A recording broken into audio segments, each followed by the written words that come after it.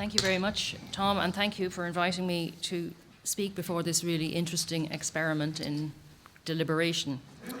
I've been asked to talk about the principles that might underlie the rights to vote in general, not just rights for immigrants, but as the basis for the rights to immigrants and citizens abroad.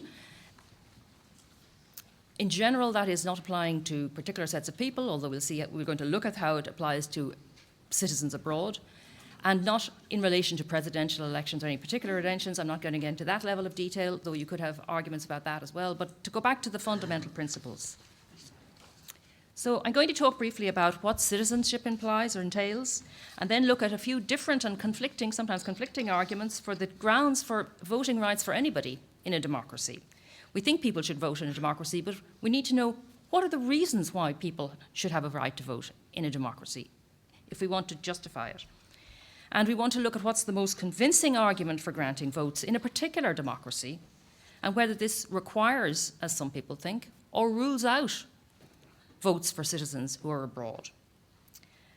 I'll then move on to specific objections to certain voting rights for citizens abroad and draw a few conclusions. So first of all, the question is whether citizenship means that you ought to vote, whether the citizenry and the demos, or the voting population, are identical and one and the same and ought to be, as some people assume. And they say, therefore, if citizens are to be equal, all should have an equal right to vote.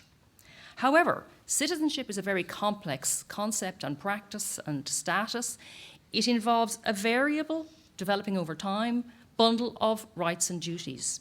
And those include the right to enter or return to the country, the right to diplomatic protection abroad, and being a symbol of full membership. And there are people who need those rights and deserve those rights who we don't give voting rights to, such as very young children, for example. So we can't simply say that citizens need to have votes. And we also, even in this, not even, but particularly in this country, we recognize there are many people who are not citizens who deserve votes, so that resident non-citizens, immigrants, get votes in local elections in Ireland more generously than in many other places.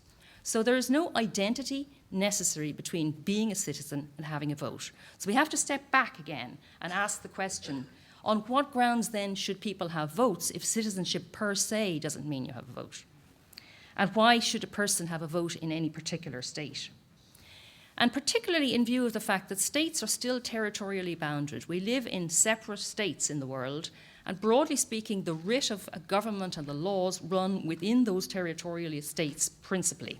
So there is a big question about what we should think about citizens who live outside the state. And we should note we're not just talking in this concern about emigrants, people who have left. We're talking about people who may have descended from citizens many generations ago and never visited or lived in the country at all, if we talk about citizens abroad in general.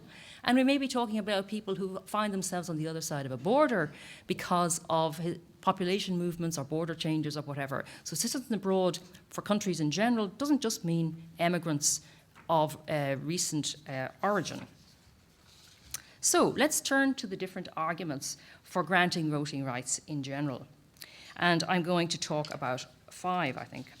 The first one is the idea that, well, perhaps people who share national descent, common culture, national identity, or a sense of belonging should be given votes. And one argument for this is that it gives a sense of cohesion among the people who might share certain values and culture and so on, origin. On the other hand, it clearly excludes people who live in the country and who may be citizens who have a different descent, a different culture, and a different identity. And we've had all those discussions in Ireland over many years now. And it's not really regarded as a fully democratic basis for awarding votes. It excludes minorities, it excludes migrants and immigrants and so forth. And there may be other ways of recognizing the importance of people who share our culture, identity, and descent. Whether certificates of Irishness are the right way to do it is another question, but there may be other ways other than giving people votes. The second sort of set of answers, and I should say the ones I'm going to talk about now, are really live in contemporary democratic theory, because there are real debates about what are the fundamental principles on which people should be granted votes. In general, what democracy means. This isn't a resolved question. It's one that's debated now very actively among democratic theorists. So one approach is to say, Making a contribution to the polity is a ground for giving somebody a vote. It's usually understood as an economic contribution in terms of taxation. This is the no taxation without representation argument.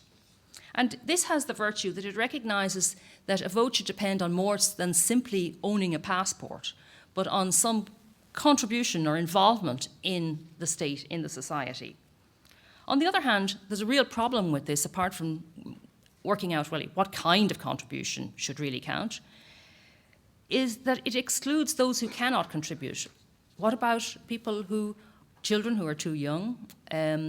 What about people who are too old? What about people with serious disabilities and so on who cannot contribute economically? Now, we exclude children for other reasons, but we don't exclude older people, we don't exclude people with disabilities who may not be able to contribute economically, and for good reasons. On the other hand, it could include people who contribute through investments or through charitable contributions, but who have no connection with the country whatsoever. And on certain grounds, we wouldn't really want those people to determine the future of the country. So contribution to the polity alone is not clearly a good argument for a basis for votes, and it's not clear whether a political voice, rather than some kind of honour or recognition of other kind, is the appropriate reward for a contribution. So moving on from this, another perspective that has been offered very recently and is very popular and very valuable in certain kinds of ways, because it recognises that the effects of governments do spill across borders and that people in a globalised world are more connected in different kinds of ways. It says those who are affected by the laws and policies of the state ought to have a say in the decisions that are made. But the problem with this is that it can include everyone in the world ultimately, because the effects can take all kinds of forms and spread out in different kinds of ways. And we would need to be able to distinguish between the people who are really affected by something serious, such as, for example, if a nuclear power plant is dangerous just across the other side of the border, which might be threatened to be fatal for me, and some change that a government makes in some kind of commodity like that I want to buy in some other country, which is much less significant to my life interests. And people haven't really worked a way out of clearly distinguishing levels of effectiveness to warrant giving people votes on the basis of being affected. However, it does maybe provide an argument for some kind of say, if not a full vote, for people to be consulted at least in matters that affect them. And we'd have to think about global institutions for this. But it doesn't, return to citizens abroad, it doesn't provide any specific support for votes for citizens abroad, unless you can argue that citizens abroad are more affected than other people abroad by decisions that are made in our country. So, one that's been most powerful for most long is the idea that those who are subjected to the laws and policies of the state are those who should vote, because we are coerced by government and law. And it's held that coercion can only be legitimate if those who are coerced have a say in the laws that are made and can bring their governments to account. So that's really important. And it's also clear-cut. It applies to all residents within a territorial boundary who are subject to the laws. On the other hand, it's not quite perfect fit because it includes tourists and temporary visitors that we don't want to give votes to. It's good, though, also because it does include those resident non-citizens, those immigrants who are subject to the laws, and it can be the grounds for giving votes in local elections and so forth. So some people have argued that on this ground, not only should immigrants of all not have votes, but they absolutely should not be granted votes, and it would be undemocratic to give them votes because you're giving votes to people who are not going to take the consequences of the decisions that are made, who are not affected in this very serious sense of having the law coercing you, who are not affected by the decisions made.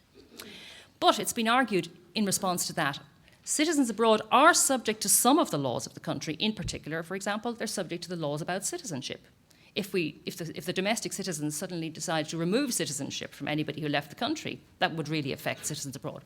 So perhaps citizens abroad are subject in some sense. And some people abroad, like refugees who have left from extreme political persecution, are also subject to the laws of the state and coercion. So it could be that citizens abroad should be able to vote on some matters at least, but it doesn't really provide a strong warrant for them to vote on all matters. So a recent development from these theories is the idea of thinking of those who deserve to vote or given a vote, or those who have a stake in the future of the state, who are stakeholders. And this is kind of a complex idea involving a kind of living in continuing interdependence with other citizens and having a long-term interest in the future of the state.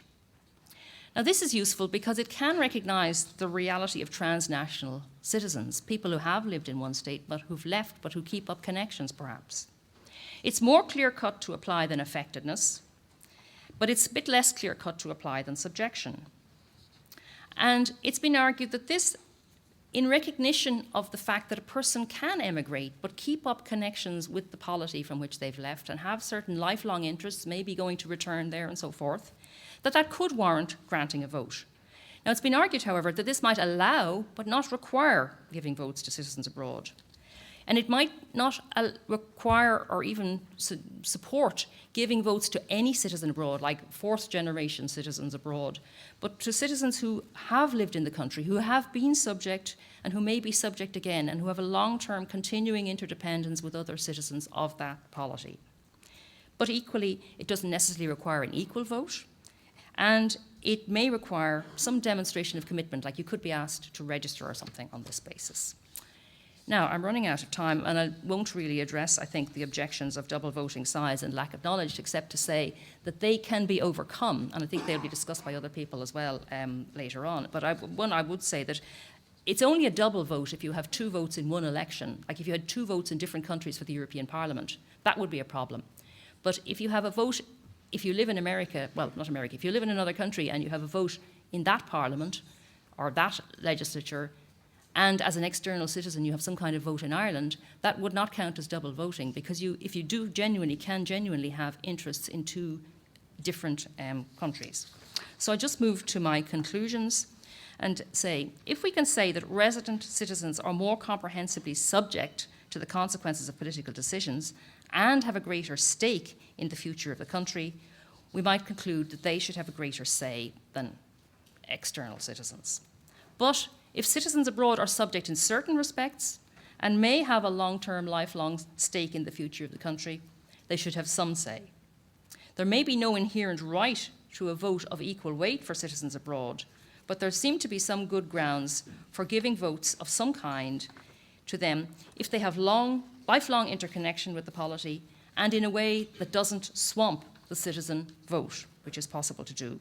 And I'm suggesting that the arguments so far seem to suggest that the arguments on the basis of subjection and stakeholding are more useful, more valid in relation to grounding democratic theory, but they still have to be worked out in actually how they apply to whether you should grant votes to citizens abroad. Thanks very much.